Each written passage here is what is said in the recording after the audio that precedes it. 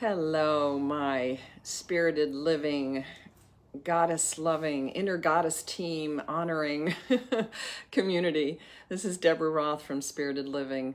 Welcome, welcome, whenever you're watching this, whether it's live on this third day of January in a new year, 2023, or whether you're watching it later.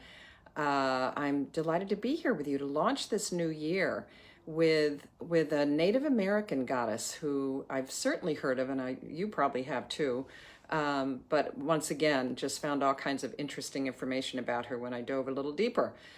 So we will talk about her in a minute. I just want to give you a heads up that you can always look somewhere on this video. My wonderful web goddess inserts a little I button in the upper right hand corner on YouTube. If you want to find out more about what I mean when I'm talking about the divine feminine, how is it that we embody the divine feminine by tapping into our inner goddess team.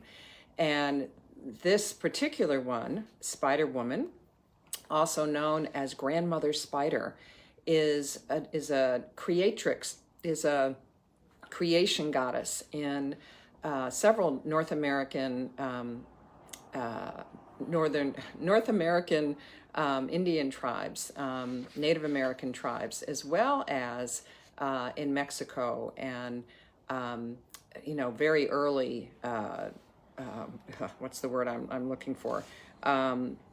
She goes back to in the Americas to the BC time into like 300, 400 AD. So honored all out throughout the Americas. And we will talk about exactly where that is too. So I would invite you to just kind of open up to why we're looking at this. Why do we play with this energy, with this divinely feminine energy every week, whether you're male or female or whatever gender you identify with.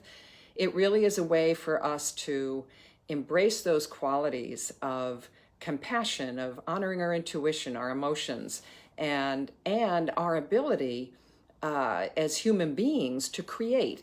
So it seemed like, and that was my impetus for bringing Spider Woman in this first week in January. And again, remember, you can tap into this energy all year round, anytime you want to create something, because she was in the Native American traditions, Hopi, Navajo, what was the other one? And Pueblo traditions. She was acknowledged as being the creator, along with Tawa, who was the god, who was the sun god. He laid out all of the ideas, all of the images. He held all the powers from above. And Grandmother Spider, or Spider Woman, really embodied the earth. She was the earth goddess and held all the powers from below. So he imagined all of the creatures on earth. So the original myth goes, the creation myth goes. And she was the one who actually turned these thoughts into living beings. She literally spun them in her web, in her magical web of creation, into being. And so she is considered the goddess that holds time in her hand. She weaves time. She's the goddess who encourages us to grow and to create new things, which at the beginning of a new year, we're very often in that mentality. I'm not a big one for talking about resolutions, but I do talk about setting intentions. We're actually we've done it once virtually in my new moon circle the end of December. We'll do it again in my live new moon circle the end of January.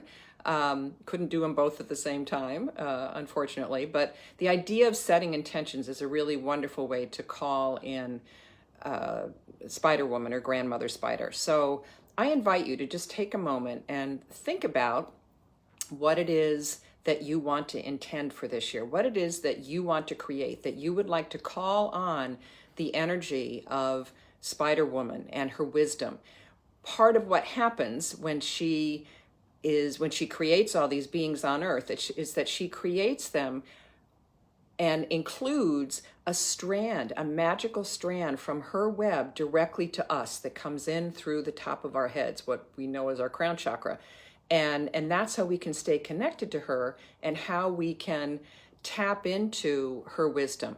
And as long as we keep that open, obviously you don't keep your crown chakra open all the time, but when we do want to connect and get wisdom, receive wisdom from the divine, that's one of the ways we can do that, is to call on Spider Woman.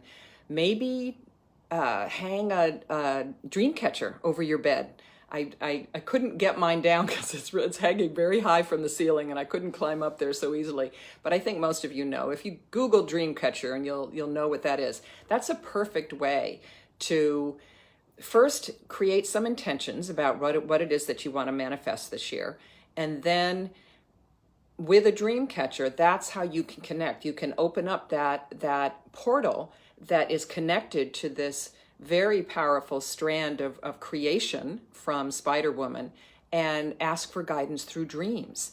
You can also carry a little bit of a woven something with you. She was the goddess who gave humankind what they needed to survive, planting crops and weaving being two of the big ones.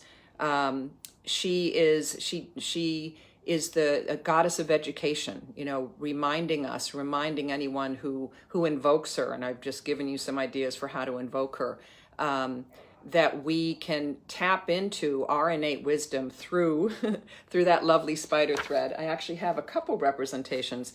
I got to do a mini rant here. I love these two representations because they portray her as a grandmother. There are way too many images of her out there that show her as this young, beautiful goddess. It seems like that's the only way certain places and people can portray goddesses, as these beautiful young beings.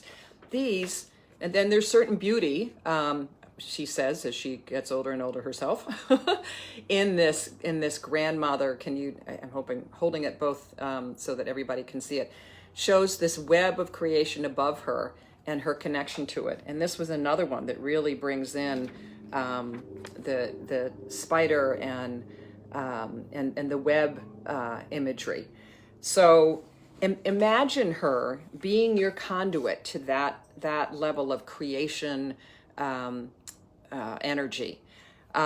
She was also, and this I thought was interesting, I mentioned that she was honored, and still is, by the Native American tribes in North America, and then in Mexico and South, she was honoring her. Why am I not thinking of the word? She was honored back into pre-Columbian times by the Mayan Indians, by the Olmec and pre-Toltec civilizations. There's actually a temple for her at Teotihuacan, and it was called the Teotihuacan Spider Woman Temple, that still exists there. And in that regard, she was in the Mayan, Oltec, Native American culture. She was honored as a goddess of the underworld and of the dark, because they're cave-like images there. And spiders are lovers of the dark. Spiders, like snakes, get such a bad rap, and yet they are the mythology and the symbolism and the metaphor of a spider weaving its web, beautiful web. And I'm sure some of you have seen, and I've actually been lucky enough, and probably you have too, to catch just brilliant, beautiful images of sunlight on raindrops on a web. It really is an act of astounding beauty and creation. So that's the energy that I invite you to play with, that I invite you to bring in when we're, as we talk about the Spider Woman energy. I just want to see if there's any other nice little things that I left out here. Hi, all of you who have tuned in. I loved this too. So she creates the right network of energy to put you on the road towards accomplishment. How's that for a New Year's intention? And in all the traditions, she's about creating life as a network within each one of us, being a single strand. So it's really about creating these relationships with other people that are part of our web. I mean, we use that metaphor so often, the web of connection, the web of life. And it all comes from Spider Woman. It all comes from Grandmother Spider. So rather than bastardize the image of the spider, it really like bees, like so many of those, unfortunately, insects, I guess, think about ways that you can embrace. Doesn't mean you have to let spiders crawl all over you, but allow yourself to embody that energy of sending out your own strands, drawing energy from the strand that Spider Woman connects to us with her wisdom, and then send out as you begin to embark on your journey of 2023. Send out to the rest of the world, to the intention that you want to create, to whatever your intentions are, to attract the right people, the right relationships to you as we move forward.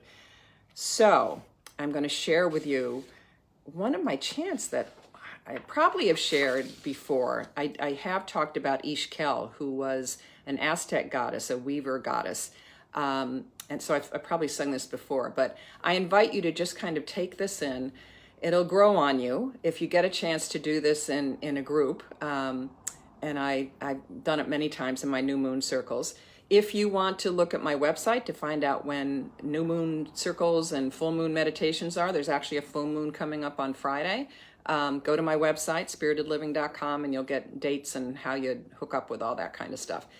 So this chant I've sung many times in both of those places, and it's around that you'll see there's a point where it can go sort of counterpoint to each other, and it goes like this.